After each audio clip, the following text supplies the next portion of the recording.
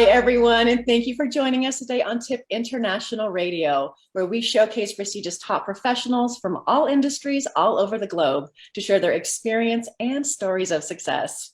I'm your host, Leah Maston, and our amazing co-host, who has joined the TIP International Radio podcast full-time, and we are so honored to have her. She's originally from Namibia. She was crowned Miss Universe in 1992. Please welcome Michelle McLean.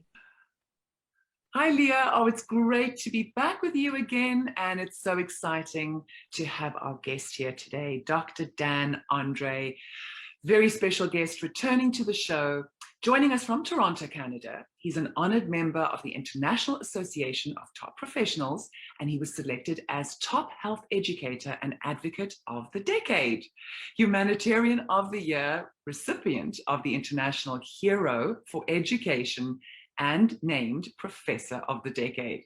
Gosh, these accomplishments just go on and on and on.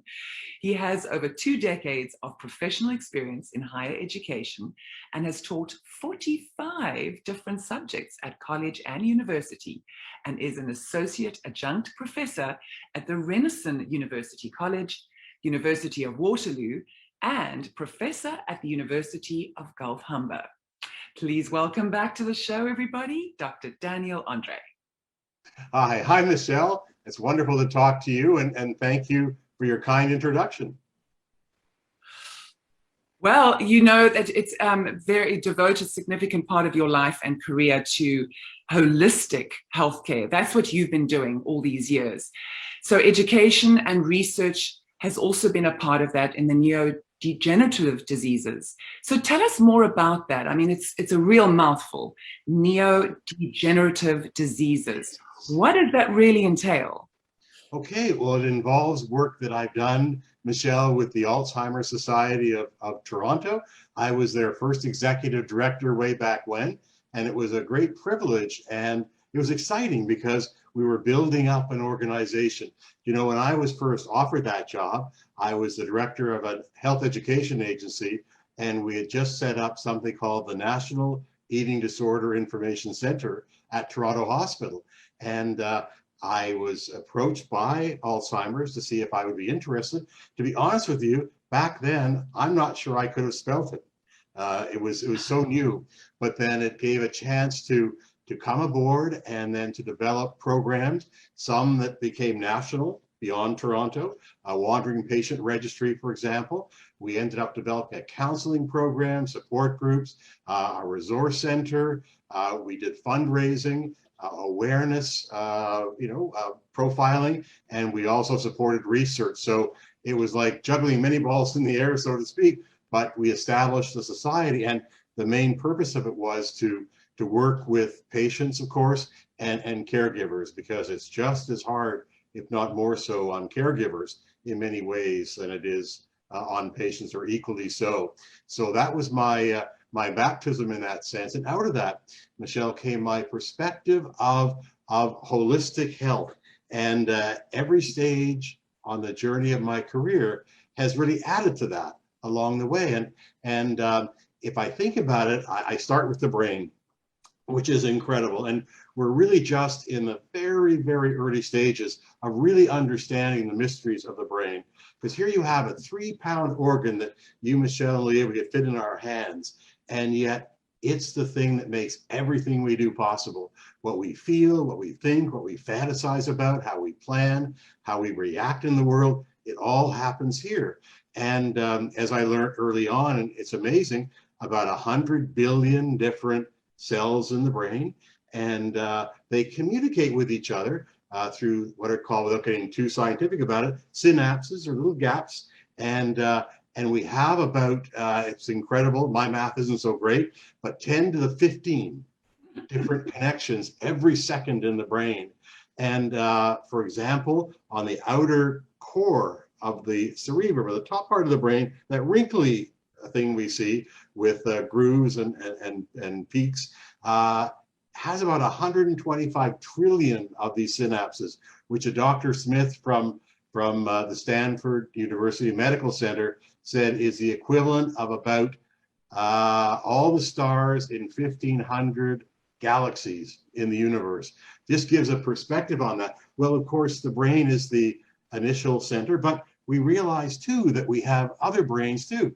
We have a heart brain and we have a gut brain. Of course, the brain up here that we always think about is about logic. The heart brain is about emotions and feelings, and the gut brain is connected to all of these two as well.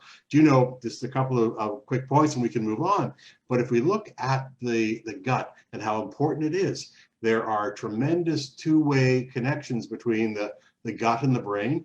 In the womb, they actually develop side by side, so it's not illogical to have them connected that way.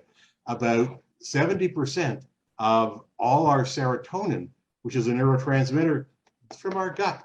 The immune system, up to 80% of our immune system isn't anywhere else than right down here in our gut. So from there, we see the intricacies of everything in the body, from the immune system to the hormonal system to the nervous system, and they all work synchronously, like in a symphony that way. And so you see from there, we can branch out, Michelle and Leah, a little bit more and say that any health issue we look at needs to be looked at in real context and perspective, because it's not just biology and physiology, which are absolutely amazing, and we could do the rest of our talk on that, but it also involves psychology, our thoughts and feelings, anthropology and culture. It involves our social life and the community we live in, and it involves what are called social determinants of health, which means where do we work, where do we live, how do we function, are we ill, are we employed? All of these social factors get put into the pot and stirred around. So each of us react individually, depending on how all these coalesce together, but it's I think, selling short not to look at any issue from multiple contextual perspectives. Dan, talking about the mental and physical health, talk to us about COVID and how it's been affecting people's mental and physical health, especially in Canada, because you guys were locked down for so long. Tell us about your experience of dealing with the stresses of COVID. Right. It has been disruptive. It has been very, very stressful for everybody, certainly here in Canada. We've done pretty well on the vaccine front.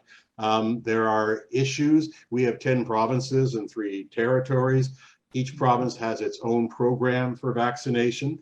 It really has hit our long-term care homes, where there were tragically hundreds, thousands of deaths that happened.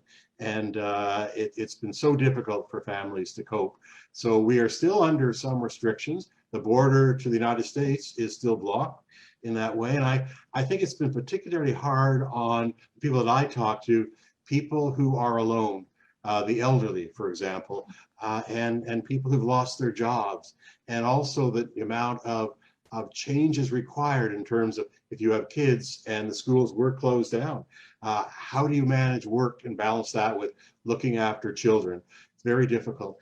In terms of things that have changed, some are permanent, maybe some not, but of course how we work and where we work, how we communicate with each other has changed dramatically.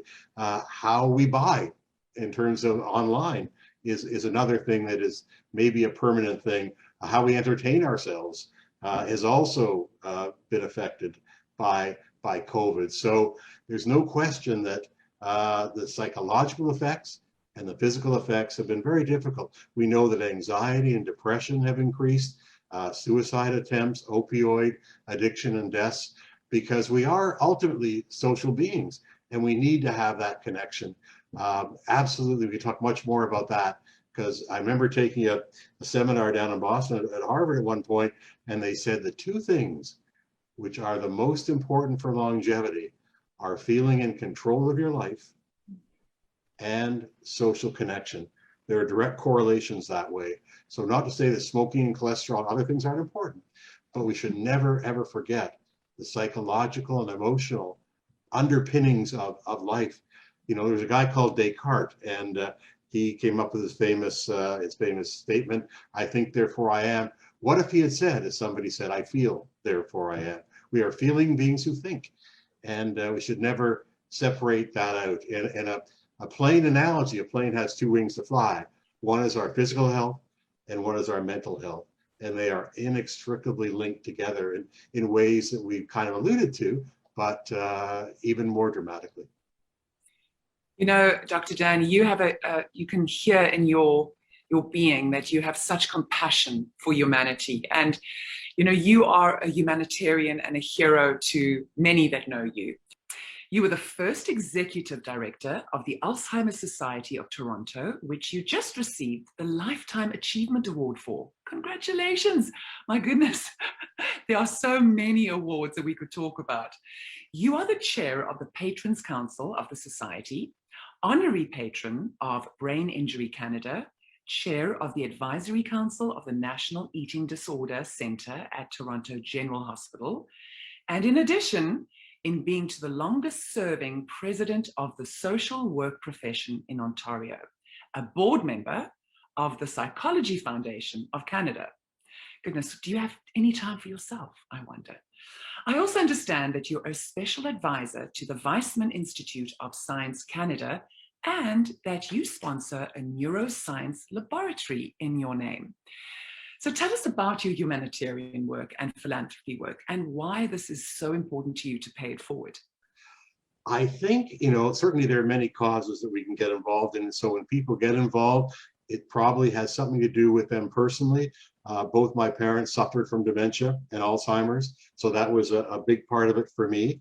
I think the underlining thread, the thread that, you know, is woven into the fabric of my life is really around helping people or wanting to give them an opportunity to enhance their lives in some way. That gives me a lot of satisfaction. And we hadn't talked as well, may later on, about my teaching. And something I love doing and love, you know, expressing myself and providing knowledge. But as I always say with students, I learn from you, you learn from me, we learn from each other. And we can talk about that some more as well.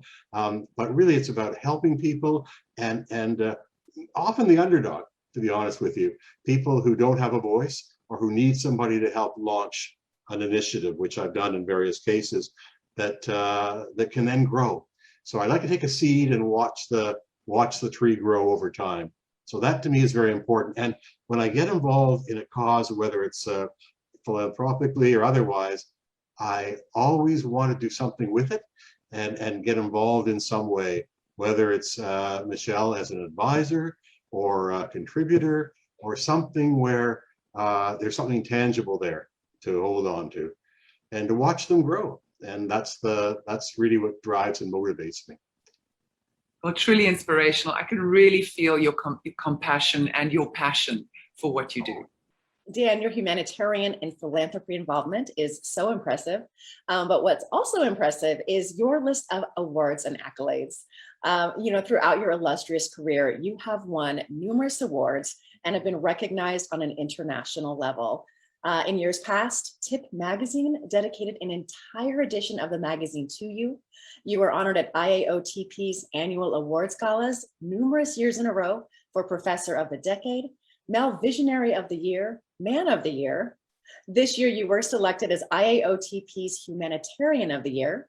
You will receive the International Hero Award in Education, Top Health Educator and Health Advocate of the Decade at this year's gala, and have appeared numerous times on the famous Reuters building in Times Square, New York City.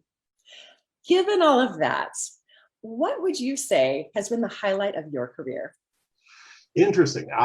Again, it depends on different aspects of my career, because early on it was working with eating disorders and then into Alzheimer's, and then my significant interest in the brain. And that was wonderful. That was a real highlight to watch that society build. The second part of my career was to have been the president, the longest serving one, of the Ontario Association of Social Workers. And we at that time were the only jurisdiction in North America without any form of standards or regulation for social work. So all 50 states had it and 9 of 10 provinces had it. That's another discussion, okay, as to the politics behind all that. But I took a 6-month leave of absence from the Alzheimer's Society to lead this campaign, became president, and 10 years later, we were successful, having worked through through 3 different governments, the different parties, and 7 different ministers or whatever, and many, many peaks, many valleys, lots of stress and moments where one is not sure it's ever going to happen. But by keeping the eye on the prize, you know, and making that a reality by building coalitions and just not giving up. For some reason, in this case, I was determined, and it could have failed, but just to see it through, because it needed to happen. It was very important for social work in policy terms to be included in that, because there would be legislation passed at the equivalent of the state capitol in Toronto here, and social work couldn't be involved, such as deciding who's competent, okay, who's compos mentis, and the government would say, we can't listen to you, you're not a profession. Well, then we established that, so that was a highlight.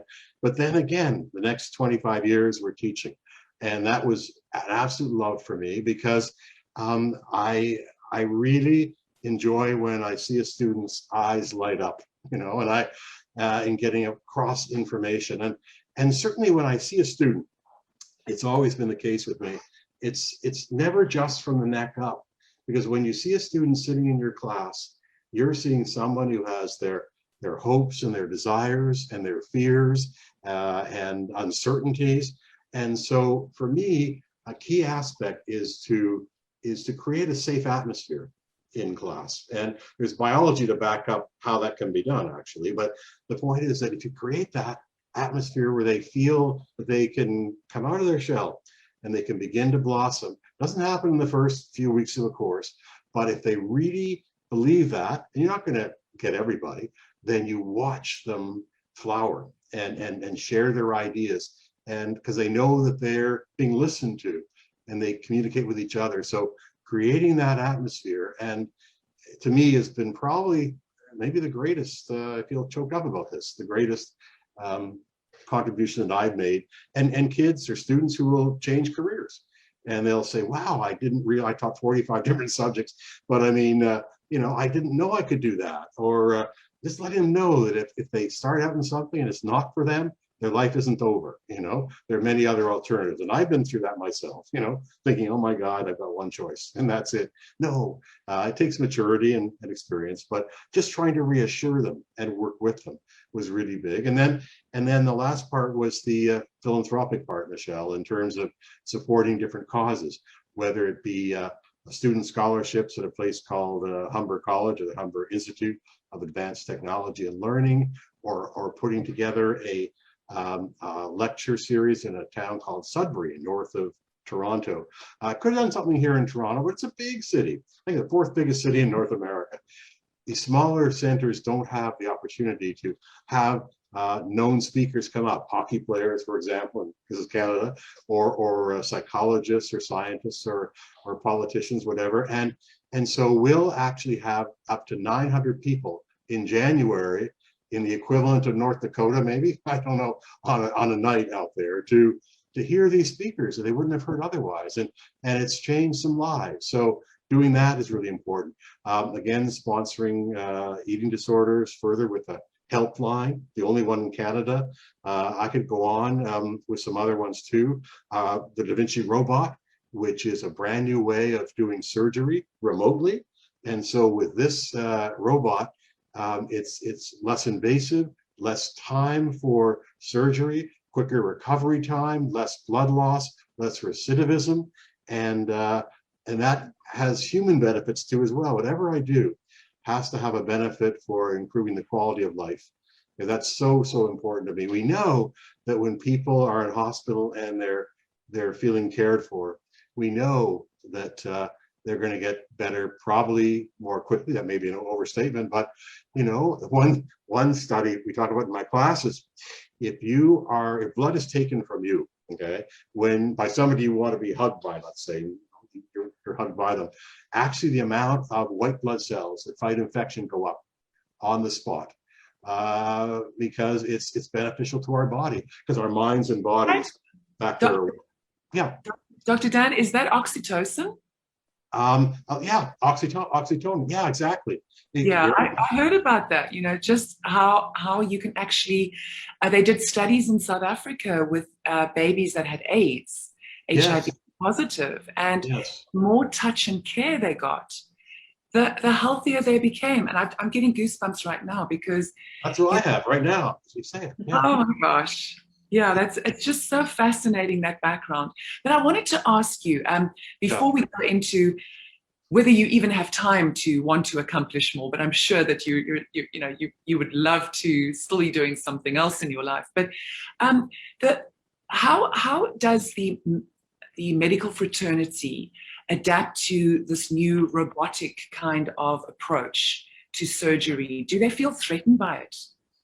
That's a very good point. It reminds me of, it was in 1905, a guy called Röntgen invented the X-ray, and the medical profession, I shouldn't be saying this, was very threatened by this until they found out they could use it to their advantage, and then it changed their perception and their attitudes. I think there's some of that, to be honest with you. At the same time, it does allow them to do more and more efficiently. So I think it's a learning process. And my sister and I actually sponsor at the Toronto Western Hospital, part of the University Health Network, which encompasses major hospitals downtown, the first ever in Canada Robotic Academy Training Center. So this is where doctors will come and learn how to do it. And the response so far has been very, very positive. And they're not doing it on the brain yet, but they hope to at some point. But with remote surgery, I've been told, it's not my area of expertise, that actually they could be in there in the 12th floor of this building in Toronto, and they could be assisting a doctor in Namibia or in South Africa to do surgery and actually take part in the surgery. So it just is mind-blowing and spine-tingling to see what is happening and can happen. And one last thing, Michelle, gets me thinking about things that are things I'm proud of accomplishing. I think we learn all our lives. Till our last day, we're learning.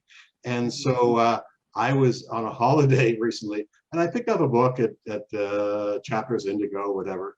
And it was a book on the immune system and autoimmune diseases, which affect many, many people. There may be up to 150 autoimmune diseases, from diabetes 1 to osteo or rheumatoid arthritis, or thyroid condition like Graves' or Hashimoto's disease. The list goes on. What we find, and it's amazing, is that about 50% of these diseases are determined by our genetics, roughly that. But if that's the case, what about the other 50%? They have done studies on identical twins, meaning they're monozygotic, meaning they have exactly the same DNA, 100%. And yet if you track them over the years, you find that the correlation with diseases is not 100%. It might be 50% with heart disease, a little more with another disease. So what accounts for that other 50%?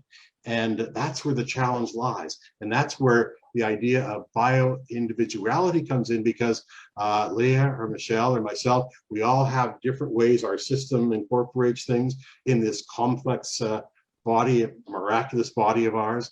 And so there's something called, I'll just throw it out really briefly, but epigenetics. Epi means above, and it means above the genes. And we have our genetic code in each one of our cells, true.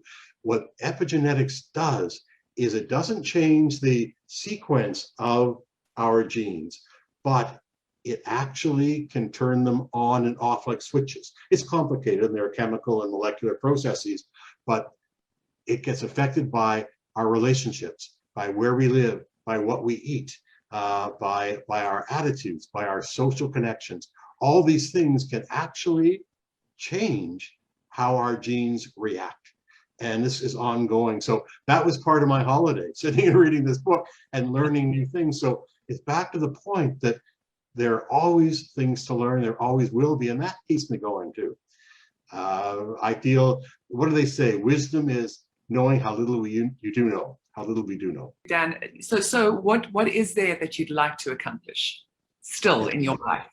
At this point, I'd like to write a book at some point. I haven't done that. I've written articles and chapters, but never done that. So I've thought about that.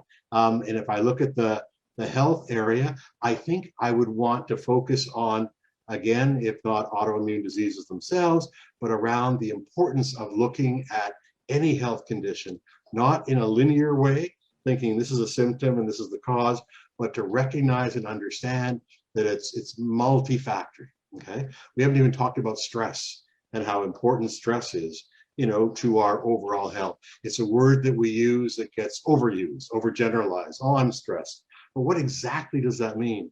And how does stress actually affect the body and then interact with the mind?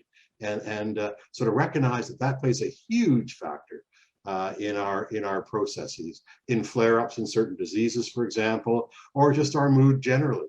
So all these things play a role, and the constellation, Leah, of what affects you may not affect me, but that we do know that there are things going on in conjunction with genetics that are all constantly changing, but that are affecting who we are, how we perceive ourselves, and how we act. Dan, looking back, what would you say you attribute your success to? Good question.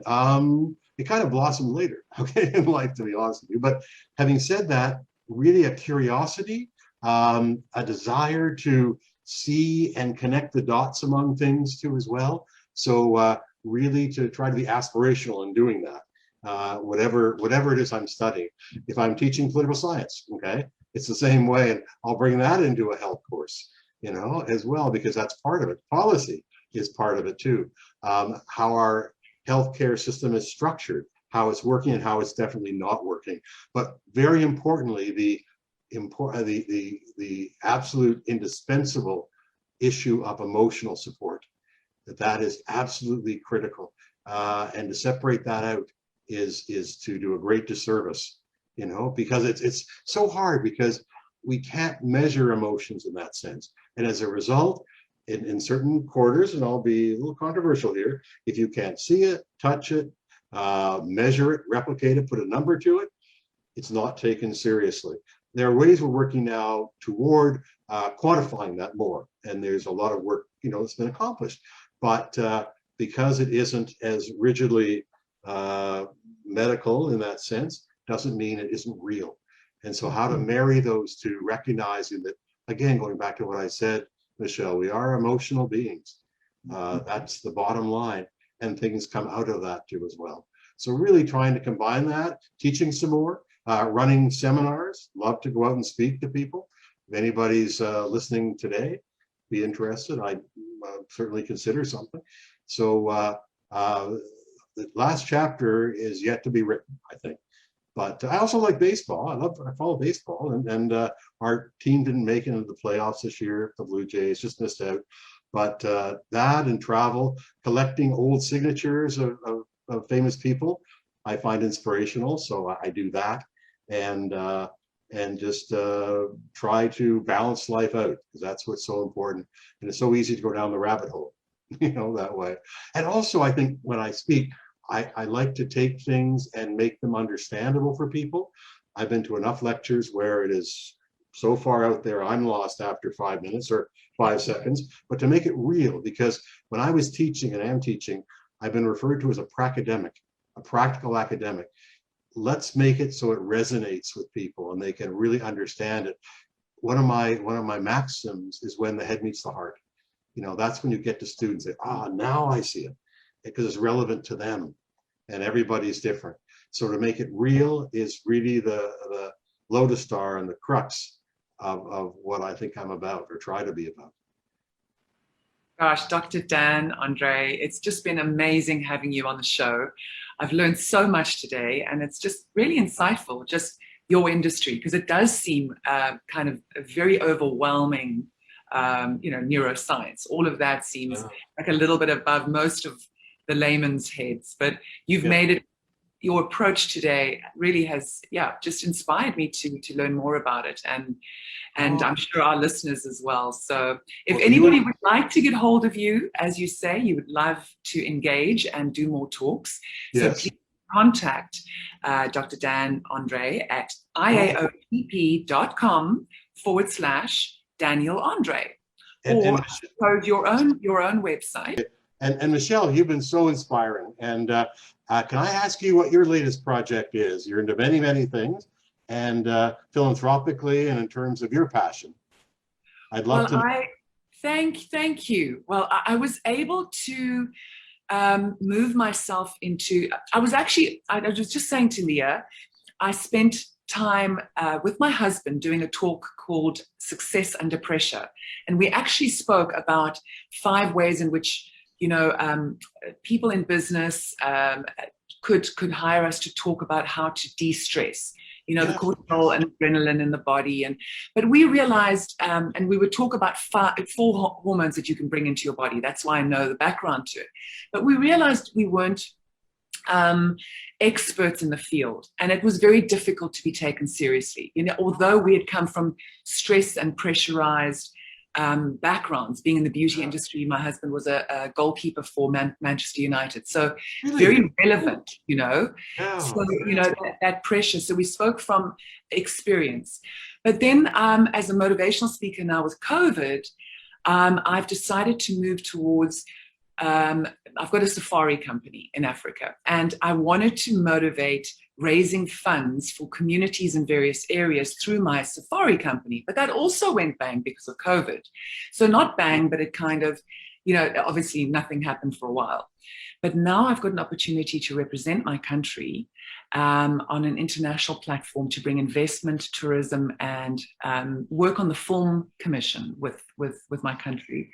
Yes. So I'm busy doing that. And in that process, whenever people come and invest, they always have to invest back into the communities. And when you do tourism, it goes back into, I teach people who come on these safaris what, different aspects of our communities, what help they need.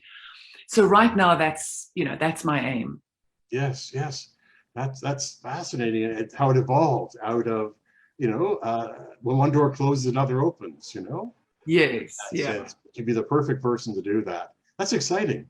Well, thank you. Yeah, it's obviously we got to get the tourism going again in the world. And I just wanted to say that there's so many communities that have become even more destitute, and it's just become so sad to watch, because in countries like Namibia, South Africa, people don't get subsidies from the government. So the poverty is getting worse and worse. And certainly if there are no jobs, if people don't have an opportunity to sustain their lives. Of course, absolutely. How can I stay in touch? Is there a website or anything to stay in touch with that, to find out what's happening? Well, thank you. I'm going to email you. I'd love to email you. Okay. And then maybe have another chat with you at some point, because I'd like to see, maybe where you could maybe come to Namibia on safari and actually do a talk to our university or something like that. Amazing. You can kill 2 birds with 1 stone. Come and have fun and what you're passionate about. Well, thanks for sharing that, and good luck with it. Wow, it's a really, really wonderful cause. It is. Oh, wonderful. Well, thanks. Thanks, Dan. It's been very inspirational today. Yes, thank you, Dan. It's always so good to chat with you. Always, Leah. Till another time. But again, Michelle, wonderful to meet you, and thanks for your great questions. And it was more of a dialogue, which I loved. Although maybe I've spoken less. I think that's what Leah and I feel like. We feel like this is a chat over a cup of tea. Right, exactly. Okay. Well, thanks very much. Thanks so much. Okay. Bye-bye. Thanks, Dad. Bye. Bye.